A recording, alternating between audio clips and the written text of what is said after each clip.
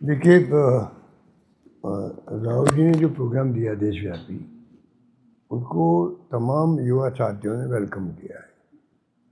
कोई तो उनकी आवाज़ बुलंद कर रहा है, इसीलिए शुरुआत उन्होंने कोटा से करी, जहाँ पर आईआईटी और सारे एग्जाम का कोचिंग का हब बना हुआ है।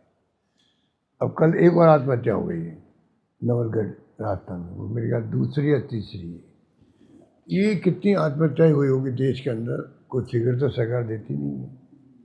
तो बड़ी गंभीर स्थिति बन गई है कि एसएससी का भी और जो आपका नीट का भी, जिस प्रकार से एक के बाद एक पेपर लीक हुए हैं और विश्वास समाप्त हो गया है, तो आप सोच सकते हो कि कितना बड़ा इश्यू बन गया देशव्यापी।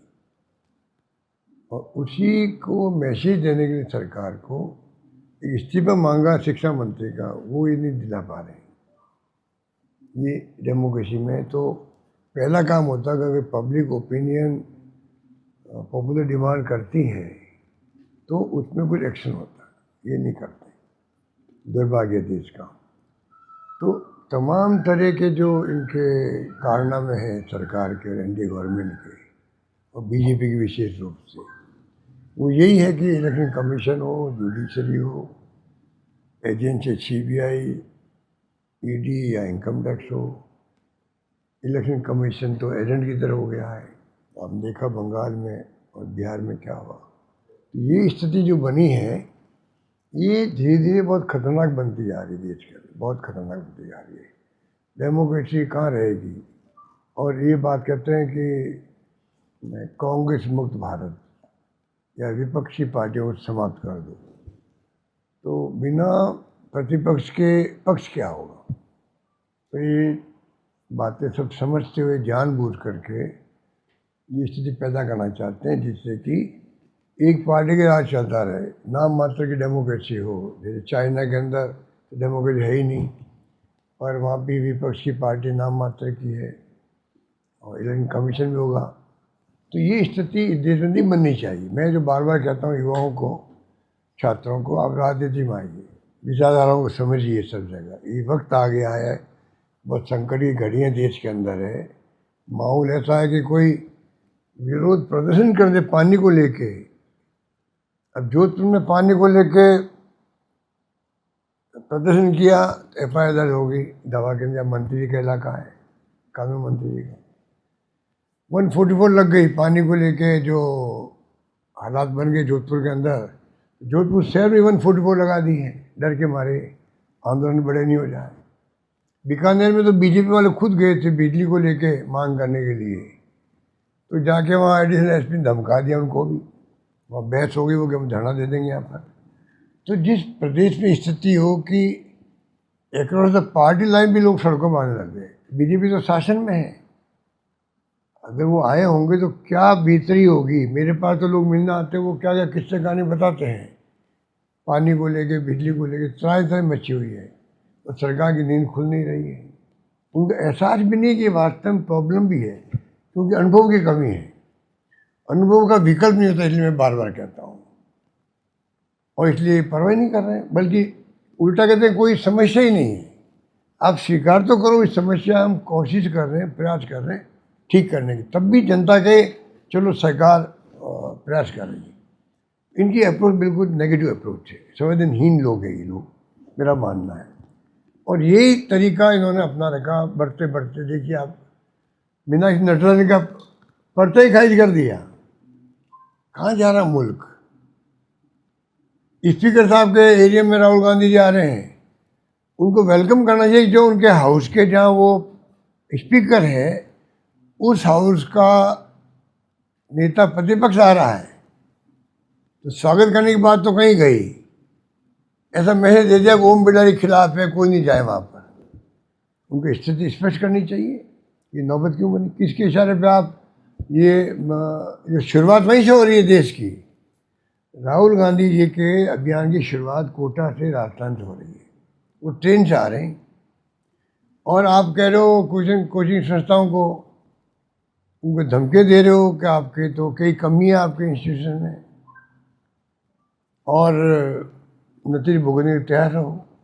अगर ये स्थिति बनती है स्पीकर खुद के लोकसभा क्षेत्र में, तो पूरे मुल्क में क्या संदेश जाएगा? डेमोक्रेसी है यहाँ पर? तो ये मामला जो है, कल मैंने ट्वीट भी किया इसके लिए, वो एक्स किया था कि ये शोभा नहीं देता है स्पीकर को कि आप इस प्रकार की स्थिति पैदा करें कि लोग भय में भय दिमाग में बैठ जाए, पता नहीं क्या होगा हमारी संस्थाओं का। तो ये अच्छी बातें नहीं है। तो ये तो सैकड़ों बातें हैं।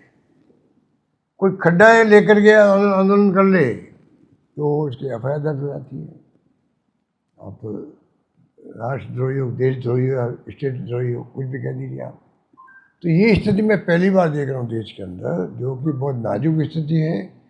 ये देश की दिशा में जा रहा है, कोई नहीं जानता किस दिशा में जाएगा, किसी को नहीं मालूम है। ऐसे हालात में हम आ गए हैं और उसका गवाह है सोशल मीडिया भी।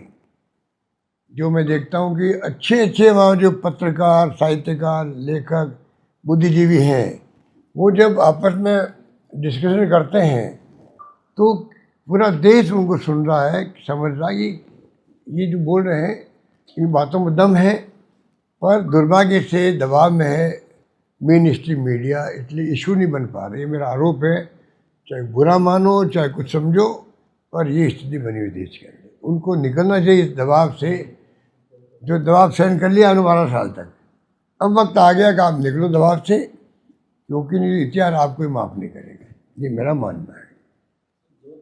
आपने बताया केंद्रीय मंत्री कहेंगे अशोक गहलोत जिम्मेदार है पानी की। ये तो एक जुमले की तरह हो गया। जिस व्यक्ति ने पानी से 200, उनको पता ही नहीं कि पानी कहाँ से आ रहा है, किस पॉइंट से आ रहा है, कैसे आया होगा। तो 100 चक्कर लगाए होंगे मैंने वहाँ पे, जैसे मेरे बॉर्डर से लगा के जोधपुर तक के, जब वो बन रही थी, कैनाल बन रही थी। तो इनको क्या पता? तो उनको मैं क्या जवाब दूँ? वो तो भी उनके जो बॉसेज ने कहा होगा भाई कभी जो माहौल बना रहा राहुल गांधी जी, उसको काउंटर करने के लिए आप चारों ओर फैल जाओ और झूठे सच्चे आरोप लगाओ। उस कड़ी में मैं मानता हूँ उनका स्टेटमेंट, हमारे मंत्री जी का स्टेटमेंट उस कड़ी का पार्ट है। एक साथ जाओ पूरे देश के अंदर और ऐसी फिजा बना दो जिससे कि मतलब ये आंदोलन जो शुरू हो रहा है वो आंदोलन कामयाब नहीं हो। मेरा मानना, बना कोई कारण नहीं था कल बोलने का। कल तो कोई प्रोवोकेशन भी नहीं था, अचानक बोल गए वो, और पता नहीं क्या क्या शब्दों का प्रयोग लेते हैं। और मैं कहता हूँ आप एक काम गिना दीजिए 12 साल में, ये काम मैंने किया। अगर बड़ा काम हो रहा है तो हो रहा है, एक एलिवेटेड रोड हो रही है, वो मैंने रिक्वेस्ट करी थी मंत्री जी से, गडकरी जी से, कि ये स्टेट गवर्नमेंट बना नहीं पाएगी। हम स्टेट गवर्नमेंट तो बना रहे थे, पर ऐसा एरिया था बन नहीं पाई थी। मैंने रिक्वेस्ट की, उन्होंने रिक्वेस्ट को स्वीकार कर लिया। पर क्योंकि ये केंद्रीय मंत्री है, जोधपुर के एमपी है, वही बन रही, तो इनको से ले तो मुझे एतराज़ नहीं है। उससे ले, जल्दी काम पूरा करवा। तो एक काम तो बताएगा आपने किया क्या 12 साल के अंदर? कोई जवाब नहीं, तो वो फिर ऐसे कटाक्ष करते हैं। मैं बोलता हूँ सच्चाई, चाय पीने के बुलाता हूँ या जाने के लिए तैयार हूँ कि भाई वो संजीवनी वाले क्या हुआ, गरीबों को पैसा दिलाओ।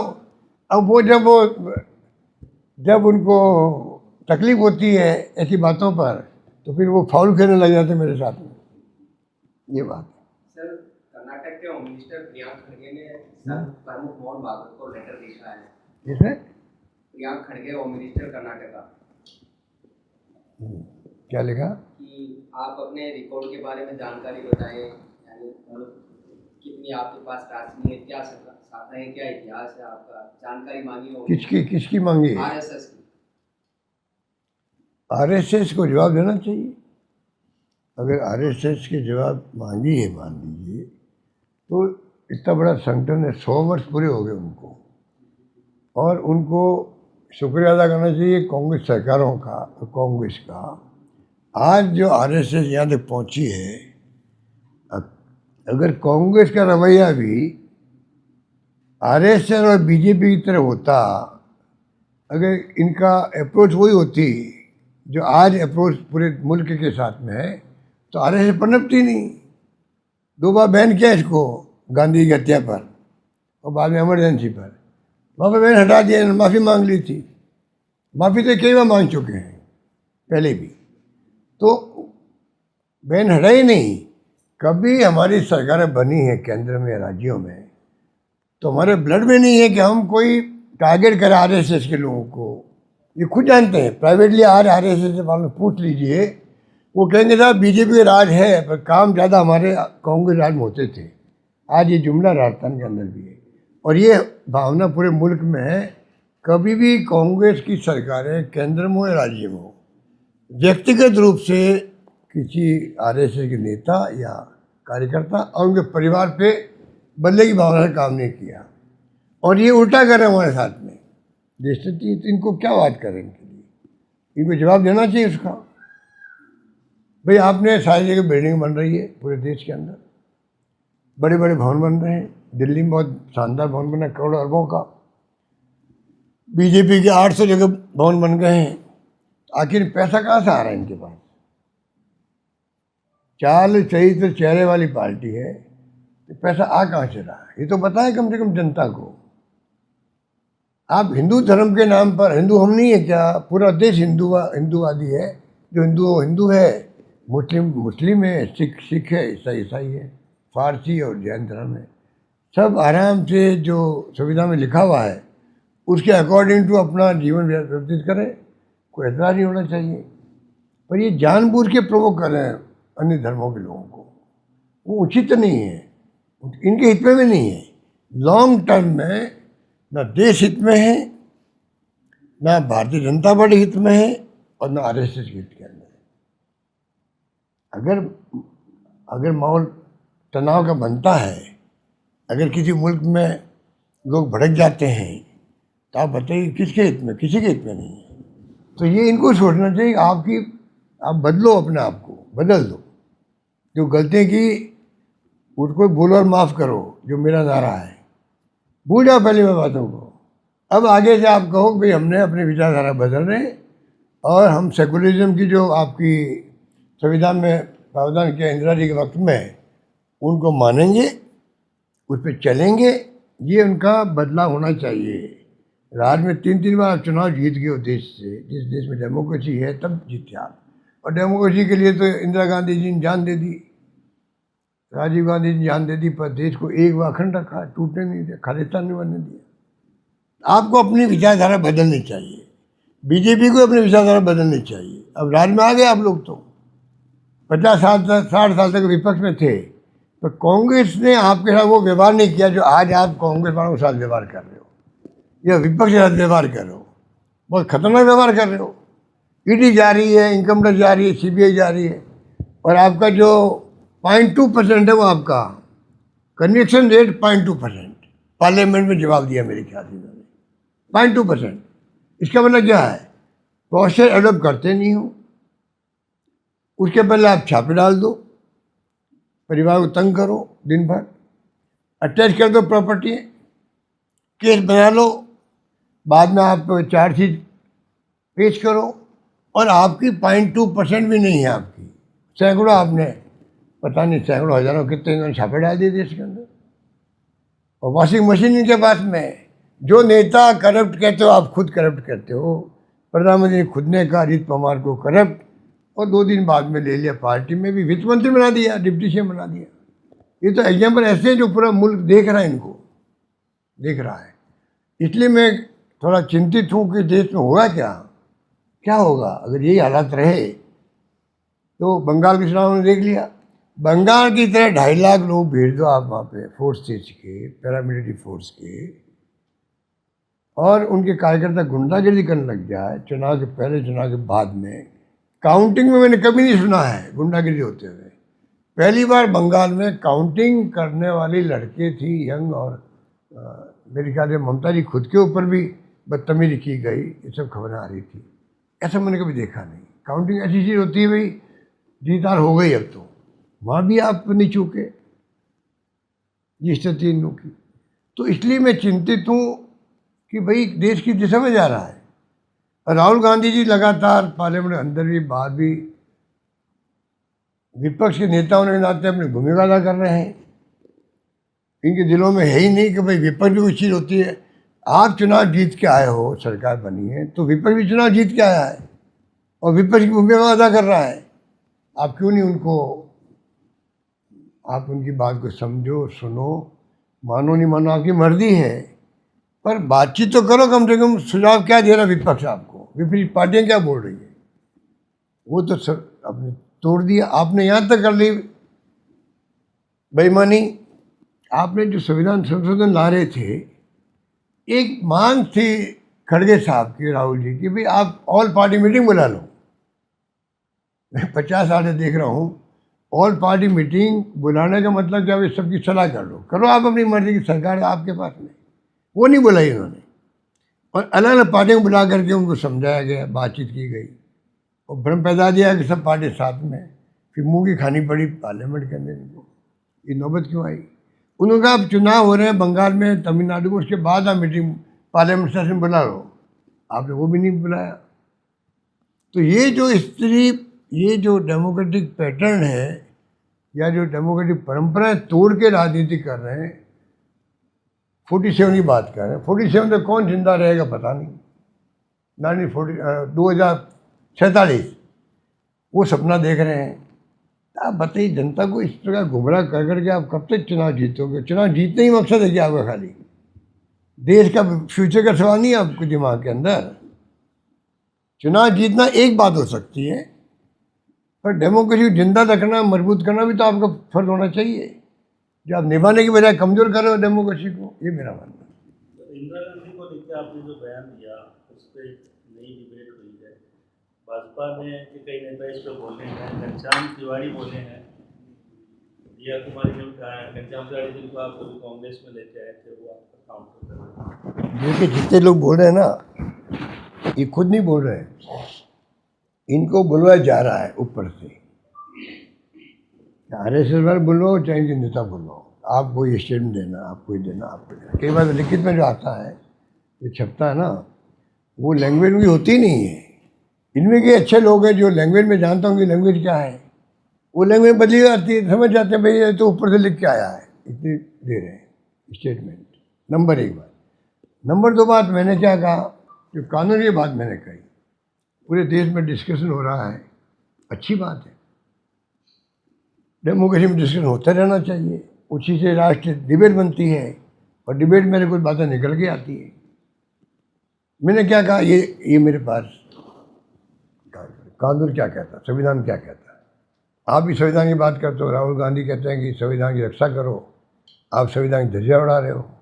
ये देख लीजिए आप, आपके तो सब लगे हुए कैमरे। आपने एक बार कार में फोटो लेकर के न्यूज़ बना दी मेरी दिल्ली में, तो इसलिए आप तो आप ही हो, तो आप बता दी मुझे कि ये जो है, ये कानून क्या कहता। देखिए, धारा 123(3) RPA 1951 में उम्मीदवार या उसके एजेंट द्वारा धर्म, जाति, धार्मिक प्रतीकों के आधार पर वोट मांगना प्रतिबंधित है। साफ है। चुनाव शून्य घोषित हो जाता है, वोट हो जाता है, और 6 वर्ष तक चुनाव लड़ने पर रोक लग सकती है। ये है नंबर 1। धारा 123(3)A है RPA 1951 की। चुनाव के दौरान विभिन्न समुदायों के बीच धर्म के आधार पर नफरत या शत्रुता बढ़ाना, यह भी भ्रष्ट आचरण माना जाता है, जो चुनाव रद्द होने का ठोस आधार है। चुनाव रद्द होने का ठोस आधार है। नंबर 3, धारा 229A ब्रैकेट में 5 RPA 1951, राजनीतिक दल के पंजीकरण के समय दल को धर्मनिरपेक्ष सेकुलरिज्म की शपथ लेना अनिवार्य है। इसके बिना कोई नई पार्टी पंजीकरण नहीं हो सकती। ये बात अलग है कि ये 2005 में आया था ECI का, भारत निर्वाचन आयोग का 2005 का दिशा निर्देश है। उसके पहले जो हो चुकी है उसको नहीं छेड़ रहे हैं, जिसमें आपके अकाली दल भी है, AIMIM है और AIML है। 3 पार्टियां जो पहले धर्म के नाम पे बनी हुई, अब कोई नहीं बन सकती। ये कानून कहते हैं। तो मैंने कानून की बात करी है। और आप देखिए, फैसले देखिए आप, 1955 के अंदर 1995 के अंदर चुनाव को शिवसेना उम्मीदवार के पक्ष में सीधे तौर पर कट्टर धार्मिक भाषण देने के कारण सुप्रीम कोर्ट ने ऐतिहासिक सजा सुनाई और चुनाव को रद्द कर दिया उस वक्त में।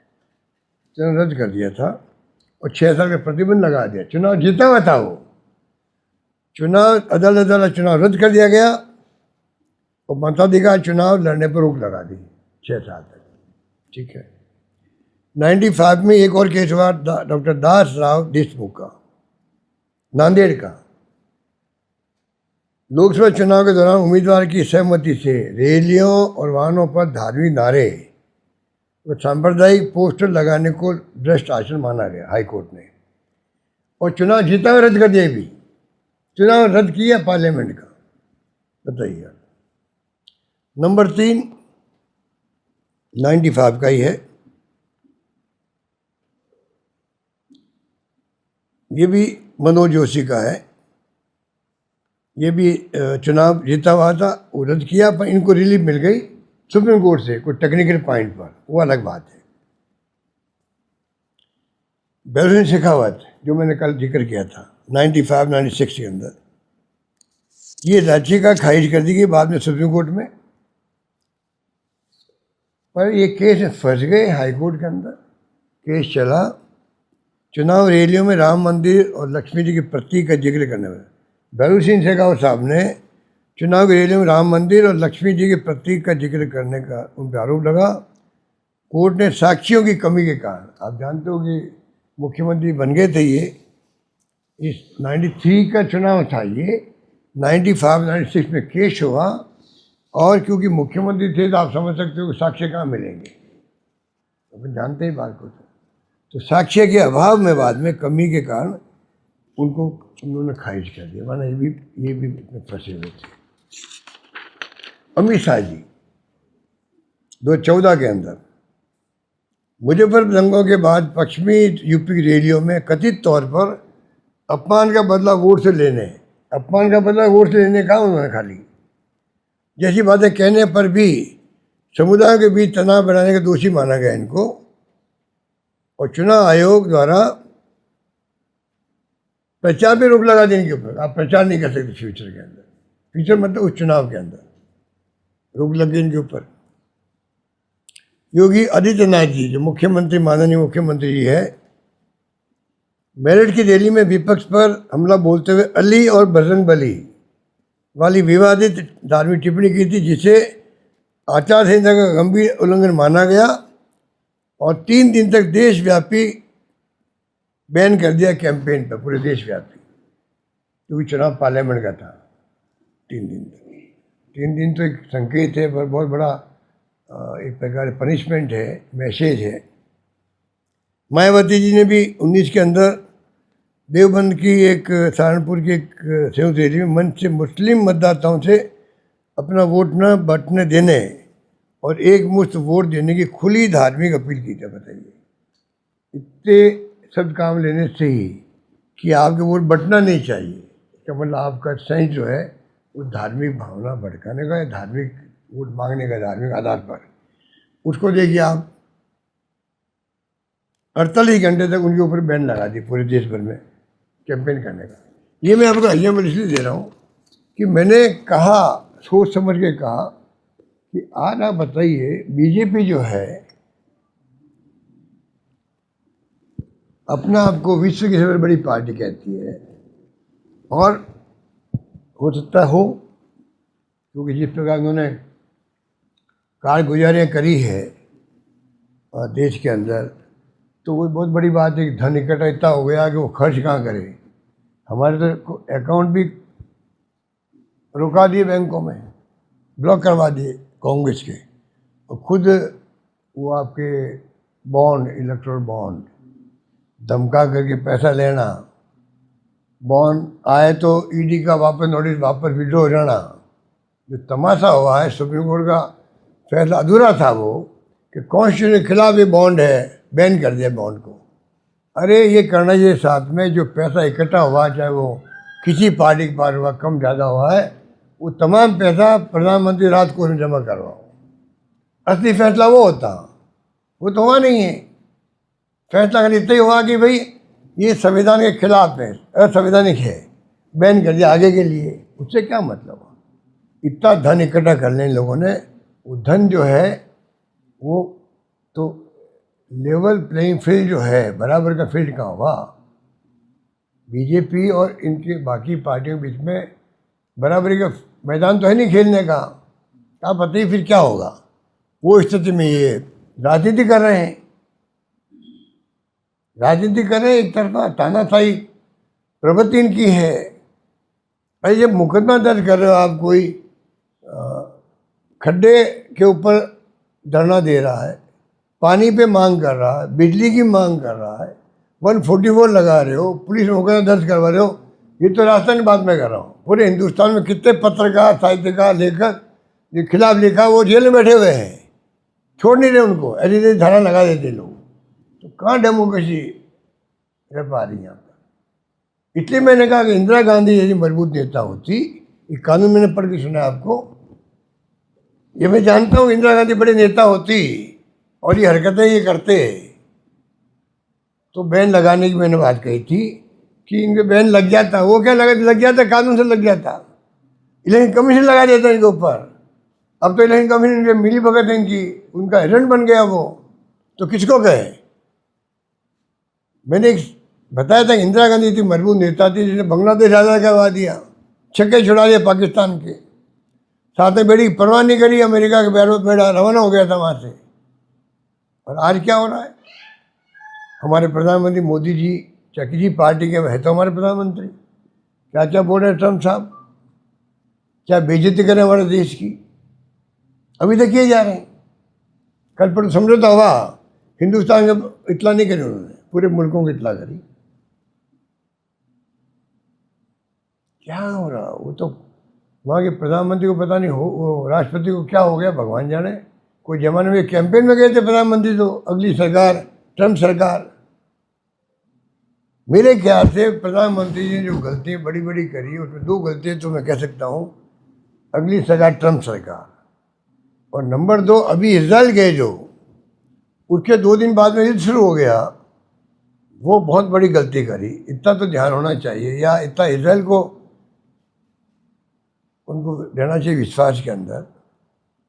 तो आप सोच सकते हो कि आप किसी मुल्क के प्राइम मिनिस्टर को बुला रहे हो और युद्ध शुरू करो, तो दुनिया में क्या मैसेज आएगा? तो कहने का मतलब कि जो स्थिति बन रही देश में, और ये पार्टी अगर रहेगी तो ये तो चाइना की तरह ले जाएंगे देश को।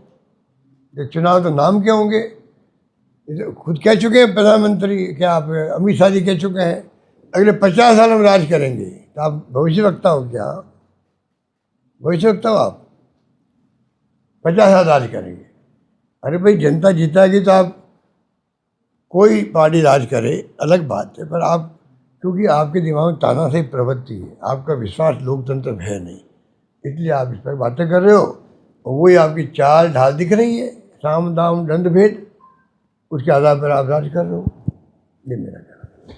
सर, बीजेपी कह रही है कि नीट का एग्जाम है, थोड़े दिनों में राहुल गांधी जी आ रहे हैं, हजारों बच्चे इकट्ठा होंगे, उनके एग्जाम में तैयारी में डिस्टर्बेंस होगा, ऐसा बीजेपी आरोप लगा। और टेलीग्राम की जो ऐप है वो भी टेलीग्राम का जो ऐप है ना सर, टेलीग्राम का, उसको भी रोक दिया है इन परीक्षाओं को। और पोर्टल भी लग गए आपकी सरकार में 19 पेपर। खाली टेलीग्राम के रोका, और भी कई चैनल है। अगर सरकार ने रोका एक को, तो उसको क्यों रोका हो? तो फिर एक फैसला तो कॉमन सबके लिए होना चाहिए था। भी तो गए सर, आपकी सरकार में 19 पेपर लीक हुए हैं। पर आप बताइए मुझे, आपके पत्रकार एक मेरे से मिलना आए थे, उन्होंने कहा, और हमने डिस्कशन किया कि आज़ादी के बाद में पेपर लीक का जो सिलसिला चल रहा है, राजस्थान में भी हुए, गुजरात में हुए, यूपी में हुए, अनेकों राज्यों में हुए, तब मैंने चेताया था प्रधानमंत्री मोदी जी को भी, भारत सरकार को, कृपा करके जो गैंग बन गई है देशव्यापी, सब जगह पेपर आउट हो रहे हैं, इन्होंने अपने जहाँ राज्य की सरकार है बीजेपी की, वहाँ की बात करने के बजाय केंद्रित कर दिया राजस्थान को जानबूझ करके, जिससे कि इनकी नाकामियाँ जो है, काम तो कुछ कर नहीं रहे लोग, करप्शन भयंकर है ऊपर से नीचे तक, गवर्नेंस हो नहीं रही है, पानी, बिजली, शिक्षा, स्वास्थ्य, सड़कें जो भी है, पेमेंट हो नहीं रहे कोई डिपार्टमेंट के, सारे डिपार्टमेंट वाले रो रहे हैं, सारे डिपार्टमेंट वाले, सारे ठेकेदार रो रहे हैं। पेंशन वाले के 6 महीने पेंशन नहीं मिलती है, स्कॉलरशिप नहीं मिल पा रही है, ऐसी स्थिति में राजस्थान चल रहा है। ध्यान भटकाने के लिए आपने एक मुद्दा पकड़ रखा है। आप कौन रोक रहा है आपको? जिसने गलती की उसको आप सजा दो। आप तो 5 साल ही काम करते जाएंगे। वादा के लिए प्रधानमंत्री जी ने कर दी मेरे साथ में। जब मैंने कहा कि आप सरकार हमारी बनेगी, शानदार योजना है और ये सरकार बंद कर देगी बीजेपी, तो प्रधानमंत्री जी ने कहा कि जो अशोक गहलोत ने कहा है, मैं वादा करता हूँ प्रदेशवासियों से कोई स्कीम बंद नहीं होगी आपकी, और सारी स्कीम बंद कर दी। अब प्रधानमंत्री को याद दिलाते हैं, वो कन्हैयालाल मर्डर याद दिलाते हैं, चाहे वो ERCP याद दिलाते हैं, और चाहे हमारी योजनाएं बंद कर रहे हैं वो याद दिलाते हैं, तो जवाब आता नहीं। ना अमित शाह जी देते, ना मोदी जी देते हैं। अब क्या करें? सरकार में अहम घमंड के आधार पर चला रहे हैं लोग अपना। ठीक है, ओके। सर, ये जो यहाँ के जो मंत्री हैं राजस्थान के, उनको लेके भी लगातार सवाल उठ रहे हैं। गजेंद्र खेमसर है, उन्होंने बीकानेर में गर्भवती महिला को लेकर बयान दिया था कि नाच की हुई आई थी, कैसे आई थी। केंद्रीय मंत्री बीजेपी दफ्तर आते हैं, लाइट चली जाती है, उसकी जांच होती है, तो तमाम चीज़ें।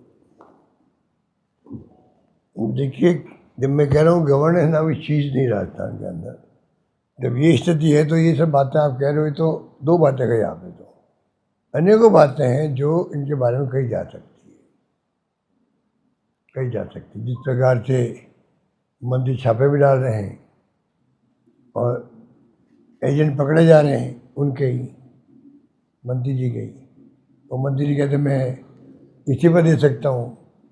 मंत्री ने इसे पहले ही दिया था, एक बार इस्तीफा दिया ना एक बार, और वापस भी लिया।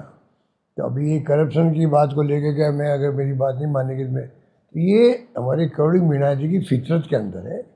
जब से राजनीति उन्होंने करी है तब से ये अप्रोच इनकी बोलने की यही रही है। ये इनका USP है। करोड़ी मीणा जी की USP यही है कि ये मतलब जो कटाक्ष करते हैं अपनी सरकारों पर, अपने मुख्यमंत्री पर, वादा करते हैं पब्लिक से मैं फला स्टेप उठा सकता हूँ, ये वो करते रहते हैं। तो ये उनको तो क्या बात। और बाकी मंत्रियों की तो आप क्या बात करें, मंत्रियों के फ़ोन ही उठाते, उनके सेक्रेटरीज। आप मेरे मुँह से क्यों कहलवा रहे हो? मंत्री फ़ोन कर दे अपने डिपार्टमेंट के, डिप्टी CM ले के लोग फ़ोन कर दे तो डिपार्टमेंट के मंत्री जो है सेक्रेटरी या डिपार्टमेंट का जो HOD है, फ़ोन तो नहीं उठाते हैं। वो मंत्री खुद ही कहते हैं हमारे फ़ोन नहीं उठाते, क्या आपकी मदद करें? कोई मिलने जाता है कार्यकर्ता, भाई आप टेलीफोन कर दें। ये फ़ोन उठाते नहीं तो मैं क्या फ़ोन करूँ? ये तो स्थिति सरकार की। ओके सर TMC की टूट के बाद देश में ये चर्चा तेज पर है, अब उद्धव ठाकरे की पार्टी तोड़ जाएगी। क्या परिसीमन बिल दोबारा लाया जाएगा? तो संख्या बल है 2 अध्याय का, 360 का पूरा कर। मैं कह रहा था इंदिरा गांधी होती तो इनमें बैन लगा देती, क्यों कहा मैंने? फिर ये सब आपके क्वेश्चन का आंसर उसमें आता है। जो हालात बन गए ना, उनको समझो। मैं तो मेरे अनुभव से कह रहा हूँ, अब मेरी बात को कोई विश्वास करे नहीं करे तो आप जानते हो, तो पब्लिक पर है और लोगों पर है। पर मैं अपने अनुभव से कह सकता हूँ कि जो हरकतें हो रही है, पार्टी टूट रही है। आप बताइए, काश के पत्तों की तरह बिखर गई TMC। किसी ने सपना देखा था क्या कि TMC चुनाव हारते ऐसी स्थिति बन जाएगी? इसके मतलब कितना भय, आतंक है बंगाल के अंदर इनका, कितना आतंक भय है। मारपीट हो रही है, सब कुछ हो रहा है वहाँ पर। यही बात आप देख लीजिए महाराष्ट्र में क्या हुआ। बार मैं क्या कहूँ, महाराष्ट्र में क्या हुआ, राजस्थान में क्या हुआ, और राज्यों में क्या हुआ, मध्य प्रदेश, सब जानते हैं। तो ये जो इनकी हरकतें हैं, इनको नहीं रोका गया तो आने वाला फ्यूचर वर्तमान पीढ़ी के लिए, आने वाली पीढ़ी के लिए कैसा होगा, ये खतरा देश में है। इसलिए मैंने कहा कि इंदिरा गांधी जैसे महान नेता होते, मैंने एक संकेत दिया इंदिरा गांधी का। इतनी मजबूत नेता थी और ये हरकतें इनकी चलती कि इस पार्टी की, तो ऐसी पार्टी बैन लग जाता। ये मैंने कहा। अब उस पर बहस अगर पूरे देश में हुई है, जो आप लोग कह रहे हो, या बीजेपी के नेशनल लेवल पे कर रहे हैं, तो मुझे बड़ी खुशी है कि कम से कम मेरी बात को उन्होंने गंभीरता से लिया। क्योंकि दुखती रग पे हाथ रख दो ना, ज़्यादा तकलीफ होती है आदमी को। तो ये पॉइंट वो था जिस पे वो जानते हैं कि हमारी हरकतें ऐसी है देश के अंदर, और ये ऐसा इंदिरा गांधी ने नाम दे लिया है कि जनता में मैसेज चला जाएगा। तो भाई ये बात क्यों बोली अशोक गहलोत ने? गांव गांव में चर्चा होगी इसकी, हम डैमेज होंगे हमारी हरकतों से। दुखी तो सब है ना, गांव वाले, कस्बे वाले, काम किसी को हो नहीं रहे हैं, मुंह में दर्द हो रहे हैं, पुलिस थाने में जाओ तो सुनवाई होती नहीं है, रेप केस हो जाओ कि जाके समझौता कर लो आपस के अंदर, रेपी से आप पैसा खा लो और को समझौता कर लो, बेचारे गांव के गरीब आदमी कहाँ जाके बात करें। ऐसी हरकतें पूरे राजस्थान में चल रही है, बहुत स्थिति खराब है, पूरे देश की स्थिति खराब है। इसलिए मैंने कहा अगर इंदिरा गांधी होती, मैं फिर रिपीट कर रहा हूँ, सोच समझ के, तो बीजेपी पे और आरएसएस की हरकतों पर जो पीछ पे ले गए देश को, ये धर्म के नाम पर वोट लेते हैं और चुनाव जीतते हैं, तो ये डेमोक्रेसी है। यहाँ पर हिंदू राष्ट्र तो बन चुका देश, खाली फॉर्मल डिक्लेयर करना बाकी है देश के अंदर। हिंदू राष्ट्र को फॉर्मल डिक्लेरेशन बाकी रह गया है, बाकी हिंदू राष्ट्र तो बन चुका है। अब बाकी धर्मों को तो दबा दिया आपने, कभी माइनॉरिटी को दबाओगे आप, चाहे वो मुस्लिम माइनॉरिटी हो, फिर आप और माइनॉरिटी वाले दूसरे लोग हैं, वो चाहे सिख हो चाहे ईसाई हो। ईसाई में तो अभी कहाँ पे वो हमले हुए थे ना यहाँ पे चर्चों में। आप बताइए, चर्चों पे इनके क्रिसमस पे पहली बार मैंने देखा राजस्थान के अंदर या हिंदुस्तान में जहाँ भी हुआ, गुंडागर्दी हो गई वहाँ पर क्रिसमस के दिनों के अंदर भी। ऐसा पहले कभी देखा नहीं मैंने। इनके हौसले बढ़ते जाएंगे ना, अभी मुस्लिम माइनॉरिटी, ये क्रिश्चियन माइनॉरिटी, फिर सिख माइनॉरिटी भी आ जाएगी कभी इनके, ये कुछ भी कर सकते हैं। जैन और फारसी आप समझते हो तो कभी खुद ही समझ जाएंगे भाई क्या हो रहा है। तो कहने का मतलब स्थिति जो मैं बोल रहा हूँ ना, मैं सोच समझ के बोल रहा हूँ कि इस पार्टी पे और आरएसएस पे बैन लगाया, बैन खुला भी है। आज आरएसएस यहाँ तक आई, मैं फिर कहूँगा, कांग्रेस की जो अप्रोच थी सॉफ्ट, उसके कारण ये 100 साल निकाल दिए इन्होंने। इनकी जो हरकतें हैं उस ढंग से अगर कांग्रेस बिहेव करती इनके साथ में, बीजेपी आरएसएस के साथ में, तो ना तो बीजेपी पनपती थी और ना ये पनपती, मैं कह सकता हूँ।